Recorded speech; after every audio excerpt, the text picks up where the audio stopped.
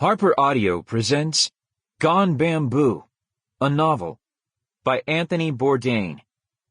Performed by Chris Patton. Introduction. I wrote Gone Bamboo, unsurprisingly, in St. Martin, on a balcony at the Oyster Pond Hotel. As a chef and New Yorker, I am used to a somewhat more stressful, cranked-up pace than exists in the Windward Islands, and I wanted to write a book that would reflect the remarkable transformation one experiences after a few weeks without shoes. The sort of boozy romanticism that comes over one when sunburned and half-drunk after a day spent paddling around in body-temperature water and eating barbecue under a palm tree. I wanted to write a sociopath beach book, something that jaded, hyperactive chefs, bent lawyers, paroled arsonists, and protected witnesses might find entertaining and escapist. I wanted a hero and heroine as lazy, mercenary, lustful, and free of redeeming qualities as I sometimes see myself. Whether I succeeded or not, I don't know. I can tell you that the people who get paid to read these things out in Hollywood were appalled by my loathsome couple. Studio coverage uniformly suggested, in the strongest terms, that my heroes should learn from their experiences and grow as people. I felt they'd missed the point. Needless to say, you won't be seeing a naked Mel Gibson running in slow-mo down a St. Martin beach anytime soon. And as much as I would have liked to see Sigourney Weaver or Linda Fiorentino with an all-over tan, I don't think that'll happen.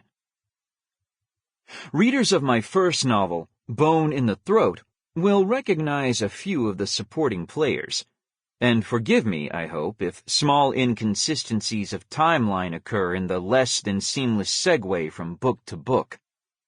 I can only suggest you pop open a red stripe, grease up with SPF 15, and read on.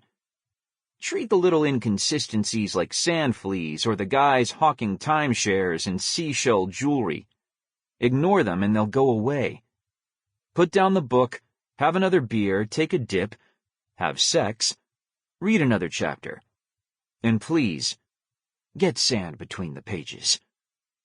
Anthony Bourdain, 2000. 1. Jimmy Paz Calabrese wanted room service. "Just a sandwich or something, for Christ's sakes," he said. "I would prefer you didn't," said the other man at the table. "Then I'd have to change motels. I don't know how you feel about it, but I'm not crazy about being seen together." All right, said Jimmy, his stomach growling. "I'll get something later. Shit." The other man at the table was tall, around 6'4", thin and deeply tanned. He looked in his mid to late 40s with long, dark brown hair, sun-bleached in spots and going to gray, tied back in a ponytail. He was dressed in faded blue jeans with holes in the knees and a loose-fitting long-sleeved T-shirt. He was wearing no socks or shoes, and even his feet were tan. In the dimly lit motel room, the darkness of his skin made his eyes and teeth and the gold hoop earring in his left ear flash unnaturally bright.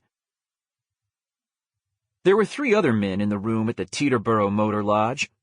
Richie Tick Iannello, a small, ferret-like man with a jailhouse pallor, stood by the door, appearing nervous in a flannel-lined Burberry trench coat.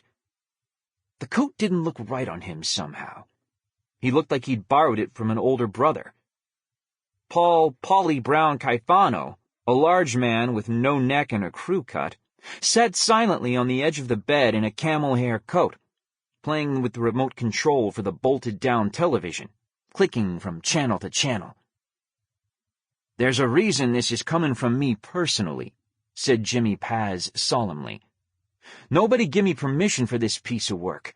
I'm telling you that up front, right from the get-go. It's 2 guys gotta go, a double. And they gotta be done this weekend, 'cause you ain't gonna get another crack at 'em." Jimmy Paz weighed somewhere in the neighborhood of 320 pounds before lunch. Sample complete. Ready to continue?